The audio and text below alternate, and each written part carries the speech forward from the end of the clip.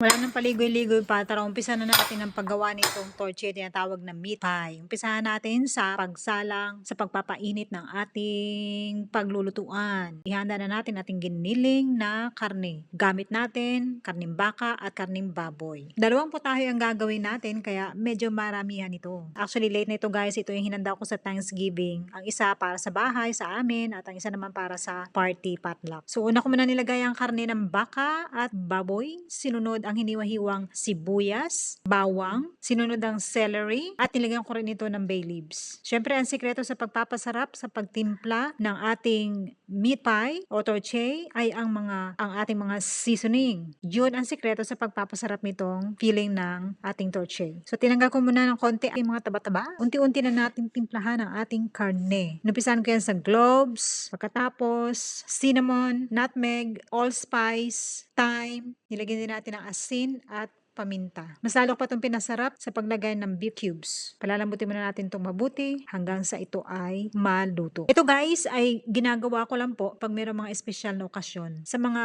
French, tradition po nila ito ang paggawa ng mga ganitong meat pie o torche pag mayroong mga holidays. Ito na natin palambutin ang karne at matimplahan, isunod na natin ang mashed potato. Breadcrumbs, pwede ring mashed potato lahat. Tapos yan guys, na maluto, ipa-cool down muna natin, transfer natin sa bowl. Next step naman natin, syempre nakapag-preheat na tayo ng oven, 350 degrees Fahrenheit. Gagawa naman tayo ng pie. So gamit ang rolling pin, ipa-flatten natin itong pie at ito ang ilalagay natin sa ating 10-inch round baking pan. Syempre tusukan muna natin yan para kahit papaano yung init ay pumasok po sa ilalim ng pie. Next, ilagay na natin ang ating filling. Huwag tayong mahiya. Damihan natin dahil para ito sa party, mas maraming meat, mas masarap. Pagkatapos lagyan na natin ng cover, another layer of pie. Tapos tayo na bahala kung ano pong style ang ilalagay natin. At syempre, lagyan natin ng design sa gitna para sumaw naman ang init. Para hindi naman po lumobo ang ating pie. Yan, ilagay na natin ang design. So, ayan na po. Lagyan na natin sa oven at lutuin natin for 40 to 45 minutes. Ayan na ang ating special na torche. Actually, panalo to guys. Nung dinala ko to sa